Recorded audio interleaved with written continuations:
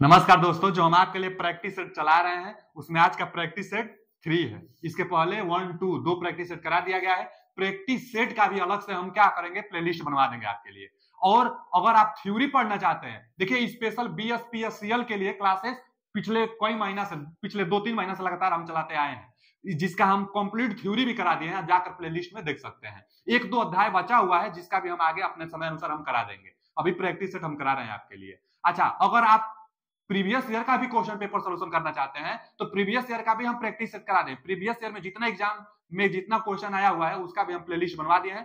पूरा क्वेश्चन हम solution previous year में भी करवा दिए हैं। और अगर आप जो भी हम क्लास लेते हैं उसका आप पीडीएफ चाहते हैं तो मौर्या टेक्निकल 25 इस वीडियो के डिस्क्रिप्शन में हम लिंक लगवा देंगे। टेलीग्राम चैनल पर भी आप जाकर ज्वाइन हो सकते हैं। पीडीएफ प्राप्त करने के लिए आपके लिए नोट भी प्रोवाइड कराई जा रही है। जो बीएस स्पेशल के स्पेशल नोट, कंप्यूटराइज नोट जो बनाई जा रही है, नोट भी दिया जा रहा है। प्लस में जितना हम क्लासेस लेते हैं इसका भी पीडीएफ उसी मौर्या टेक्निकल 25 टेलीग्राम चैनल में दिया जाता है। तो आप भी ज्वाइन हो सकते हैं। जितना हम क्वेश्चन लिए हुए सभी अध्यायों से, 17 अध्याय है आप में टेक्निकल का, तो सभी अध्यायों से क्वेश्चन भी लेकर आते हैं। और वही क्वेश्चन लेते हैं जो बहुत ज्यादा इंपॉर्टेंट होता है, जो किसी न किसी एग्जाम में आया हुआ होता है, तो जो कि आपके लिए बहुत ज्यादा बेनिफिट होने वाला है। इसलिए प्रैक्टिस से बहुत ज्यादा आप बल दीजिए और न्यूमेरिकल पर भी लगाइए। हम आगे जितना बीएसपीसीएल जो एग्जाम हुआ था प्रीवियस ईयर में, तो जितना न्यूमेरिकल क्वेश्चन हुआ रहेगा, एक ऐसा हम वीडियो लाएंगे जिसमें केवल न्यूमेरिकल क्वेश्चन हम आपके लिए कराएंगे, क्योंकि न्यूमेरिकल भी बहुत ज्यादा आता है। तो न्यूमेरिकल के लिए भी हम क्लासेस आगे लगा देंगे आपके लिए। चलिए हम क्वेश्चन पर चलते हैं। आप भी बताइएगा कि आपने कितना क्वेश्चन सही किया है, कमेंट में जरूर बताइएगा। चलिए पहला हम क्वेश्चन की तरफ चलते हैं। पहला क्वेश्चन है कि निम्नलिखित में से किसके द्वारा कोरोना प्रभाव को कम किया जा सकता है। ये बाबू, कोरोना प्रभाव को कम करना है। कोरोना प्रभाव किससे कम किया जा सकता है? बताए थे कोरोना को कम करने के लिए कंडक्टर का जो व्यास होगा बड़ा करना चाहिए। कंडक्टर का व्यास बड़ा रहेगा तो कोरोना लॉसेस कम होगा। हम बताए थे कंडक्टरों के बीच की दूरी को बढ़ानी होगी। कंडक्टरों के बीच की दूरी को बढ़ाएंगे तो कोरोना लॉसेस कम होगा। कोरोना लॉसेस ज्यादा कब होता है? ज्यादा कोरोना लॉसेस कब होता है? कंडक्टर पास पास रहेंगे तो ज्यादा होगा। रेडियस कम रहेगा तो कोरोना लॉसेस ज्यादा होगा। अगर खराब मौसम रहा, बादल उदल जैसा मौसम रहा, तब कोरोना लॉसेस ज्यादा होगा। तो कोरोना लॉसेस कम कब होगा? चालक के आकार को कम करेंगे तो नहीं, चालक को आकार को बढ़ा देंगे तो कोरोना लॉसेस कम होगा। दूसरा ऑप्शन सही है इसका। फिर आगे चालक के बीच की दूरी को कम करेंगे तो नहीं, चालक के बीच की दूरी को बढ़ाएंगे तो ये भी सही है। दूसरा और चौथा यानी D option is right answer. Corona losses के लिए फॉर्मूला क्या था? जो कोरोना लॉसेस था उसके लिए हम फॉर्मूला बताए थे आपको कि P बराबर कोरोना, P माने पावर लॉस, कोरोना लॉस के लिए हम बताए। चलिए पीसी लिख रहे हैं कोरोना लॉस। कोरोना लॉस के लिए फॉर्मूला बताए थे कि 242.2, 242.2, कहीं कहीं 241 भी दे देता है, 242.2। उसके बाद हम बताए थे आपको कि F + 25 बटा में डेल अंडर रूट में R बटा में D, फिर V minus VC critical destructive voltage का होल वर्ग गुणे 10 के पावर -5। इसका मात्रक भी क्या होता है? तो इसका मात्रक क्या होता है? पावर है ना, तो किलोवाट प्रति किमी प्रति फेज, माने पर फेज किमी में कितना किलोवाट का लॉसेस हो रहा है। तो इस फॉर्मूला से हम लोग निकालते हैं। देख सकते थे कि जो कोरोना होता है वह फ्रीक्वेंसी +25 पर भी निर्भर करता है, यानी डीसी की अपेक्षा एसी में 3 गुना ज्यादा कोरोना लॉसेस होता है। कोरोना लॉसेस एसी में ज्यादा होता है, डीसी से 3 गुना ज्यादा एसी में कोरोना लॉसेस होता है। कोरोना लॉसेस का फॉर्मूला था। दूसरा और तीसरा सही है। कोरोना लॉसेस कम करना है तो आपको कंडक्टर का डायामीटर बढ़ाना पड़ेगा और बीच की दूरी बढ़ाना पड़ेगा, तो कोरोना लॉसेस कम हो जाएगा। इसका D option is right answer. अगला क्वेश्चन क्या है कि कम्यूटेटर सेगमेंट की संख्या, कंप्यूटर नाम आ रहा है ना, कंप्यूटर की क्लासेस भी हम आगे प्रीवियस में जितना क्वेश्चन हुआ है उसके लिए भी हम आगे क्लासेस आपके लिए लेकर आएंगे। आगे बस जुड़े रहिए आप। दिया है कि कम्यूटेटर सेगमेंट की संख्या 6, स्लॉट की संख्या 32 और पोल की संख्या 4 होने पर लैप वाउंड बोला है, मशीन की पोल पिच कितनी होगी? पोल पिच पूछा है ना। अब पोल पिच के लिए फॉर्मूला आपको हम बताए थे। पोल पिच पूछा है। पोल पिच के लिए नंबर ऑफ स्लॉट, जितना स्लॉट्स है बटा में नंबर ऑफ पोल्स, जितना पोल है टोटल स्लॉट में भाग दीजिए, पोल पिच निकलेगा। पोल से भाग देंगे स्लॉट में। स्लॉट क्या होता है? जो स्टेटर होता है, जितना खांचा होता है ना, वही स्लॉट होता है। तो जो पूरा स्लॉट होता है, पूरा स्लॉट में जितना पोल आप बनाएंगे, पोल से भाग देंगे तो एक और दूसरा पोल के बीच में कितना डिस्टेंस बन रहा है, वही तो पोल पिच होगा। तो टोटल स्लॉट में टोटल पोल से भाग दीजिए। कितना है टोटल स्लॉट? टोटल स्लॉट कितना है भैया? इसमें दिया है 32। टोटल स्लॉटों की संख्या 32 और टोटल पोलों की संख्या दिया है, पोलों की संख्या 4। 4 × 8 32, 8 आ रहा है। पोल पिच कितना आ रहा है भैया? 8 स्लॉट, यानी जो कंडक्टर लगाएंगे 8 स्लॉट के बाद लगाते जाएंगे तो वही पोल पिच हो गया। तो 8 स्लॉट आ रहा है, नंबर ऑफ स्लॉट बटा में नंबर ऑफ पोल्स, ये इसका 8 आंसर सही है, D option is right answer. चलिए आगे चलते हैं।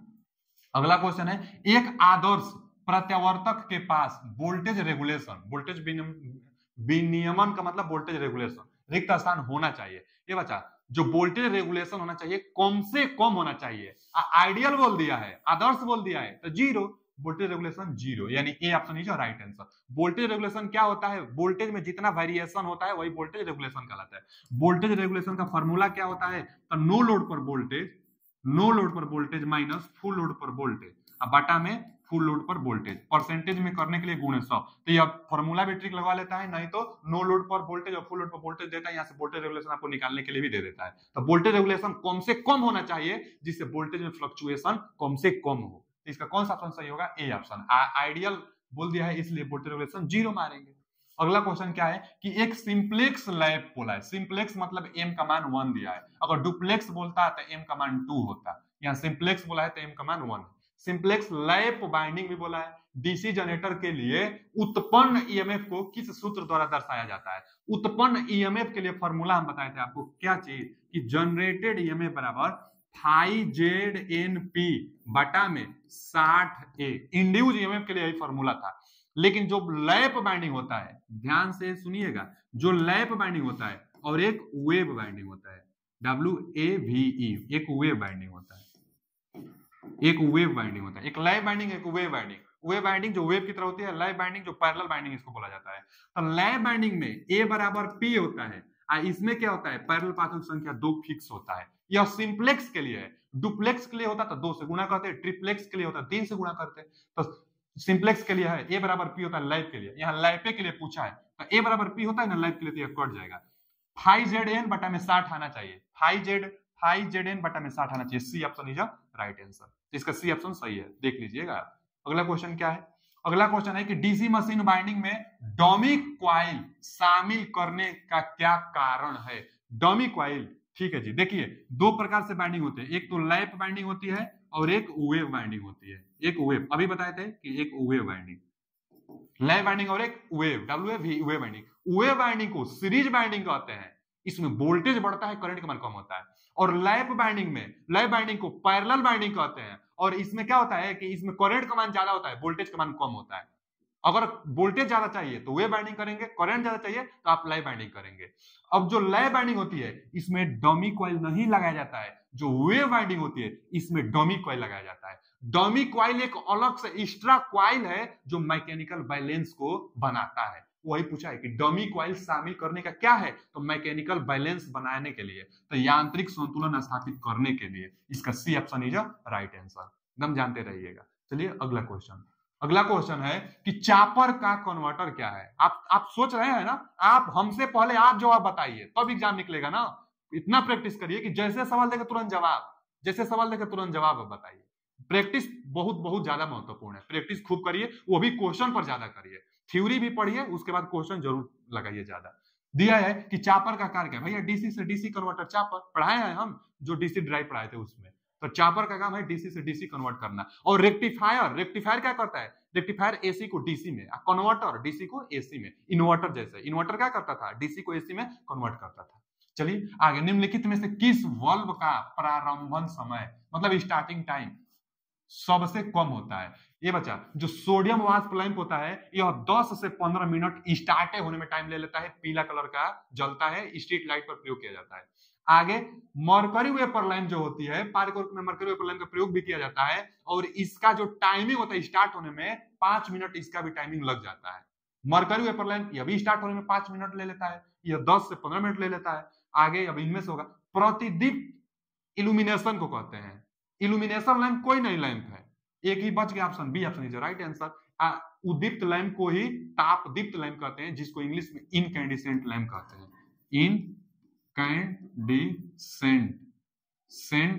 इनकैंडिसेंट लैंप, इनकैंडिसेंट लैंप कहते हैं। जो नहीं टंगस्टन वायर का जो बना होता था 10 रुपए वाला बल्ब, वही है। तो स्टार्टिंग होने का टाइम इसका सेकेंडों में, बहुत जल्द स्टार्टिंग हो जाता है। तो कौन सबसे कम टाइम लेता है, बी। जो इनकैंडिसेंट लैंप होता है इसका पावर फैक्टर कितना होता है, यूनिटी पावर फैक्टर होता है, इसका पावर फैक्टर कम होता है। आप जानते रहिएगा, बी ऑप्शन इज राइट। अच्छा, जो इनकैंडिसेंट लैंप होता है इसका एफिशिएंसी भी कम होता है, 10 वाट के आसपास होता है, 10 लुमेन प्रति वाट इसका एफिशिएंसी होता है इनकैंडिसेंट लैंप का।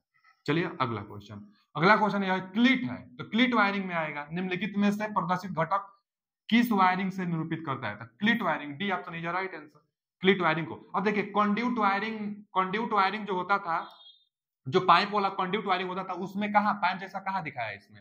फिर आगे लेड सीट में जो केबल होती थी वह लेड सीट का प्रयोग किया जाता था, यह भी नहीं है। केसिंग केपिंग तो ये नहीं है, केसिंग केपिंग में पट्टी होता था, उसके ऊपर से फिर एक और केपिंग किया जाता था, अंदर से वायर होता था। तो न केसिंग केपिंग है, न सीट है, न कंड्यूट है, यह क्या है? क्लिट वायर का क्लिट है। दो क्रमागत क्लिटों के बीच की दूरी कितना होता है? तो 60 सेमी मैक्सिमम होना चाहिए। जब आप वायर बिछाएंगे तो दो क्रमागत क्लिटों के बीच की दूरी मैक्सिमम 60 सेमी होनी चाहिए। क्लिट वायरिंग एक अस्थायी वायरिंग होता है, परमानेंट वायरिंग नहीं होता है। तो इसका D option is right answer. अगला क्वेश्चन है कि घरेलू वायरिंग का भू संपर्कन प्रतिरोध माने अर्थ रेजिस्टेंस लगभग कितना होना चाहिए? हम बताए थे ना कि जो बड़े बड़े पावर स्टेशन होते हैं, लार्ज पावर स्टेशन होते हैं, वहां पर 10.5 ओम होता है, पूछता है क्वेश्चन। फिर जो मीडियम टाइप के होते हैं, जो मीडियम पावर स्टेशन जो होते हैं, मीडियम पावर स्टेशन वहां पर 1 ओम होता है, मीडियम पावर स्टेशन पर 1 ओम। स्मॉल जो सब स्टेशन होते हैं, स्मॉल जो पावर स्टेशन होते हैं वहां पर 2 ओम होता है। और उसके बाद जो होता है सबके यहाँ 5 ओम होता है। पथरीली जगहों पर 8 ओम तक अर्थ का रेजिस्टेंस हो जाता है। हम चाहेंगे कि अर्थ का रेजिस्टेंस कम से कम अर्थ का रेजिस्टेंस हो, लेकिन घरों पर उतना व्यवस्था हम लोग नहीं कर पाते हैं, इसलिए 5 ओम तक हो जाता है। अब वही पूछा है कि भू संकर्पण प्रतिरोध लगभग कितना ओम तक होता है? तो 5 ओम से कम होना चाहिए, कम से कम अर्थ प्रतिरोध होना चाहिए। तो यहाँ पर C option is right answer, 5 ohm से कम होना चाहिए। पथरीली स्थानों पर 8 ओम से कम है भैया होना चाहिए, पथरीली जगहों पर। इन सब जगहों पर आप देख ही सकते हैं, क्वेश्चन पूछ लेता है। तो C option is right answer, earth प्रतिरोध कम से कम होना चाहिए। अर्थिंग करने की भी बहुत विधि हम बताए थे, plate earthing, pipe earthing, rod earthing, strip earthing. तो अर्थिंग से भी क्वेश्चन बनता है, आप प्रैक्टिस जरूर करिएगा। निम्नलिखित में से कौन सा उपकरण परिपथ में भौतिक रूप से जुड़े बिना, माने परिपथ में जुड़े बिना परिपथ से एसी धारा को मापता है? पहले धारा को मापता है तो यह धारा मेजर नहीं करेगा, यही दोनों, एक एमीटर लिखा है, यह धारा मेजर कर सकता है, यह टांग टेस्टर है, टांग टेस्टर भी मेजर कर सकता है। टांग टेस्टर मतलब यहाँ पर टांग होता है, यह क्या होता है? यह ब्रेक होता है, यह ओपन हो जाएगा। जैसे इसको आप दबाएंगे ना तो यहाँ से यह ओपन हो जाएगा, ठीक है जी, यह ओपन खुल जाएगा, इसलिए इसको टांग टेस्टर हम लोग कहते हैं। तो टांग टेस्टर होता है कि परिपथ में बिना जुड़े ही धारा मेजर कर देता है। तो इसका कौन सा ऑप्शन हो जाएगा? C option is right answer, कि परिपथ में बिना जुड़े ही धारा को मेजर कर देता है। एम्पियर जो यहाँ मीटर दिया है, एमीटर दिया है, यह धारा मेजर करेगा, लेकिन इसको हम लोग जोड़ेंगे, सप्लाई वायर से इसको जोड़ेंगे। यह भी है, यहाँ पर पॉइंट होता है, वायर से इसको कनेक्ट करेंगे। यह भी होता है, यह मोटर में यहाँ से इसको लगाकर मोटर की स्पीड मेजर की जाती है। तो यह टेकोमीटर मोटर की स्पीड मेजर करेगा। मेगर है जो कि वायर का इंसुलेशन मेजर करता है। वायर का इंसुलेशन 1 मेगा ओम से ज्यादा ही होता है, वायर का इंसुलेशन 1 मेगा ओम से ज्यादा होता है, और मेगर से इंसुलेशन मेजर किया जाता है। मोटर का स्पीड टेकोमीटर से स्पीड किया जाता है, मेजर किया जाता है। या 2 प्रकार से होता है, एक लेजर वाला और एक शाफ्ट वाला। यहाँ शाफ्ट वाला है, जाकर शाफ्ट को इसको अटैच करेंगे तब रीडिंग देगा। यह एमीटर है जो कि धारा मेजर करेगा। यह टांग टेस्टर है जो कि बिना सर्किट में जुड़े। कैसे? तो यहाँ से हम दबाएंगे तो यह ओपन होगा। यह वायर जा रही है तो वायर में ना यह जो गोलाकार पार्ट है क्या हो जाएगा, इसको हम दबाएंगे तो इसमें वो लॉक हो जाएगा, यानी ऐसे हो जाएगा। यहाँ जो है ना, तो यहाँ पर इसके अंदर बाइंडिंग की गई है, यानी यहाँ पर क्या किया गया है? बाइंडिंग, कई फेरो वाला। उसके बाद एक एमीटर लगा हुआ है जो आपको रीडिंग देगा। मान लीजिए कि यहाँ डिजिटल है तो डिजिटल पर रीडिंग देगा, तो एमीटर आपको रीडिंग दे देता है। तब प्राइमरी बाइंडिंग का जो यहाँ से अगर धारा जा रही है ना, आई एम्पियर का जो धारा जा रही है वही प्राइमरी का काम करेगा। प्राइमरी का काम करेगा जो धारा करंट जिसमें जा रही है, आप इसमें फंसा दिए हैं तो उससे क्या होगा ना कि जो म्यूचुअल इंडक्टेंस के कारण यह मैग्नेटाइज होगा, सेकेंडरी कॉइल, और सेकेंडरी कॉइल से आपको धारा मेजर करके बता देगा। तो यह म्यूचुअल इंडक्टेंस के सिद्धांत पर टांग टेस्टर काम करता है। म्यूचुअल इंडक्टेंस मतलब ट्रांसफार्मर की भांति। तो कौन सा ट्रांसफार्मर? तो भैया करंट ट्रांसफार्मर, सीटी मतलब करंट ट्रांसफार्मर की भांति टांग टेस्टर काम करता है। करंट ट्रांसफार्मर क्या होता है? करंट ट्रांसफार्मर एक स्टेप अप ट्रांसफार्मर होता है। तो स्टेप अप ट्रांसफार्मर की भांति काम करता है टांग टेस्टर। क्वेश्चन यहां से बन जाता है। चलिए आगे अगला क्वेश्चन कि निम्नलिखित में से कौन से प्रकार का ट्रांसफार्मर एक सरो लाइन वोल्टेज सुधारक, वोल्टेज सुधारक की बात आ जाए, वोल्टेज रेगुलेशन की बात आ जाए तो ऑटो ट्रांसफार्मर उसका जवाब होता है। यहाँ लाइन वोल्टेज सुधारक के रूप में उपयोग किए जाने वाला कौन सा है, तो भैया यहाँ auto transformer. Current transformer, potential transformer, isolation transformer. Isolation का टर्न रेशियो एक संबंध एक होता है, आइसोलेशन ट्रांसफार्मर तो होगा ना, या तो स्विचिंग के रूप में प्रयोग किया जाता है आइसोलेशन ट्रांसफार्मर। अब विभव और धारा नहीं, करंट ट्रांसफार्मर और विभव ट्रांसफार्मर इंस्ट्रूमेंट ट्रांसफार्मर होते हैं, जानते रहिएगा। लेकिन यहाँ जो ऑटो ट्रांसफार्मर होता है वोल्टेज सुधारक के रूप में प्रयोग किया जाता है, चाहे वोल्टेज रेगुलेशन में। तो B option is right answer. अगला क्वेश्चन क्या है लाला, ट्रांसफार्मर का अधिकांश भाग लेमिनेटेड क्यों किया जाता है? ट्रांसफार्मर का अधिकांश भाग मतलब ट्रांसफार्मर का जो कोर होता है, ट्रांसफार्मर का जो कोर होता है वह लेमिनेटेड किया जाता है। जैसे मान लीजिए ट्रांसफार्मर है, क्या है जी, यह क्या है, ट्रांसफार्मर है। जो ट्रांसफार्मर होता है ना, यह पतला पतला, यह लेमिनेटेड होता है, पतला पतला। पहले तो यह कोर होता है और उसके ऊपर वार्निश का, कोर के हर एक कोर के ऊपर वार्निश का लेप भी होता है, और उसके बाद उसको इकट्ठा कर करके बनाई जाती है, और उसके बाद इसके ऊपर क्या होता है, बाइंडिंग प्राइमरी और सेकेंडरी बाइंडिंग होता है। तो जो कोर होता है पतला पतला कोर होगा और उस पर वार्निश का लेप होगा, इसी प्रोसेस को लेमिनेटेड कहते हैं। तो लेमिनेटेड क्यों किया जाता है? ईडी करंट को कम करने के लिए लेमिनेटेड शब्द आ गया। ट्रांसफार्मर में लेमिनेटेड शब्द का मतलब ही होता है ईडी करंट को कम करना। लेमिनेटेड पतला पतला कोर लगाएंगे, वार्निश का लेप लगाएंगे, जिससे जो धारा बनेगी इंड्यूस के कारण जो कोर में करंट जाएगा, तो लेप करने से अनंत रेजिस्टेंस उनका बना रहेगा। अनंत रेजिस्टेंस से करंट बहुत कम लेंगे, आपस में एक दूसरे से करंट कम लेंगे, तो ईडी करंट लॉसेस कम होगी। ईडी करंट का मतलब क्या, जो कोर में करंट है उसी को ईडी करंट कहेंगे, तो वह कम से कम लेगा। कब? जब उसका प्रतिरोध ज्यादा रहेगा तब। तो प्रतिरोध ज्यादा करने के लिए ब्रेक पतला पतला में किया जाता है और वार्निश का लेप किया जाता है, उसी को लेमिनेटेड कहते हैं। तो लेमिनेटेड करने से भंवर हानि को कम करने के लिए किया जाता है। भंवर हानि को ही ईडी करंट कहते हैं। तो ईडी करंट को कम करता है लेमिनेटेड कोर। फिर एक पूछता है ट्रांसफार्मर में, दो बहुत ज्यादा पूछता है, एक तो ईडी करंट लॉसेस, जो कि लेमिनेटेड कोर से ईडी करंट लॉसेस कम होता है, और दूसरा पूछता है हिस्टेरिसिस लॉसेस। जो हिस्टेरिसिस लॉसेस होता है वह जो कोर होता है, कोर में सिलिकॉन मटेरियल का प्रयोग करने से, सिलिकॉन मटेरियल का प्रयोग करने से कोर में जो हिस्टेरिसिस लॉसेस होता है उसको कम किया जाता है। तो पूछता है क्वेश्चन कि हिस्टेरिसिस लॉसेस को कम कैसे किया जाता है, तो कोर में सिलिकॉन मटेरियल का प्रयोग करके। जो ईडी करंट लॉसेस है और जो हिस्टेरिसिस लॉसेस है, हिस्टेरिसिस लॉसेस है जो ईडी करंट लॉसेस है, दोनों को मिलाकर कोर का लॉसेस कहलाता है। यानी कोर लॉसेस पीआई, चाहे पीसी, चाहे आयरन लॉसेस कहिए, चाहे कोर लॉसेस कहिए, यह दोनों को मिलाकर, क्यों? क्योंकि यह दोनों का दोनों कोर में होता है। हिस्टेरिसिस लॉसेस को कम करने के लिए सिलिकॉन और ईडी करंट लॉसेस को कम करने के लिए लेमिनेटेड कोर का इस्तेमाल किया जाता है। इसका कौन सा ऑप्शन सही है? A option is right answer. ठीक, अगला क्वेश्चन है कि एक 3 फेज इंडक्शन मोटर के स्टेटर हानि और मैकेनिकल मतलब यांत्रिक हानि को नगण्य मानने पर दक्षता को स्लिप के पदों में व्यक्त किया जाता है। दक्षता पूछा है, इंडक्शन मोटर की दक्षता पूछा है, वो भी स्लिप के पद में। तो हम एक संबंध बताए थे, यह संबंध जो हम लिख रहे हैं, इस संबंध को कई बार पूछ चुका है। कौन सा संबंध है? तो लॉसेस में संबंध है। पहला एयर लॉसेस को कहिए, चाहे इनपुट लॉसेस कहिए, एयर लॉसेस चाहे इनपुट लॉसेस। अच्छा, उसके बाद कॉपर लॉसेस, उसके बाद मैकेनिकल लॉसेस चाहे आउटपुट लॉसेस भी इसको हम बोल सकते हैं। तो आउटपुट लॉसेस और यह इनपुट लॉसेस और यह कॉपर लॉसेस है इंडक्शन मोटर में। उसके बाद एक संबंध है एस संबंध है 1 - S। इतना ज्यादा इंपोर्टेंट है कि पूछिए मत, बहुत ज्यादा इंपोर्टेंट है बच्चा। यह क्या है? बहुत ज्यादा इंपोर्टेंट है फॉर्मूला। आप कभी भी एकदम भूलिएगा मत इस फॉर्मूले को जी। ठीक है, अब इसमें कैसे कैसे क्वेश्चन बनेगा, इसी में से एक क्वेश्चन यहां भी बना है, पहले इसी को देख लेते हैं। बोला है यहां पर ना कि दक्षता बताइए। दक्षता होता क्या है? इफिशियंसी क्या होता है? आउटपुट बटा में इनपुट। मान भर दीजिए, आउटपुट हम इसी को बताए ना, मैकेनिकल लॉसेस को ही आउटपुट लॉसेस, आउटपुट 1 - S, और इनपुट एयर लॉसेस को ही हम इनपुट बताए थे, इनपुट का मान 1 है, 1। तो 1 - S बटा में 1 माने 1 - S ना, इफिशियंसी 1 - S। इसका A option is right answer. एक तो क्वेश्चन इफिशियंसी से बना। आगे पूछ सकता है, रीडिंग देगा कि पहले तो संबंध में पूछ लेगा कि भैया एयर लॉस और कोर लॉसेस कितना होता है। जैसे देखिए इसमें यहाँ एयर लॉस है PA, उसके बाद यहाँ क्या है कॉपर लॉस। तो यहाँ भी PA बटा में PC कॉपर लॉस के हैं, तो यहाँ भी करेंगे 1 बटा में S करेंगे।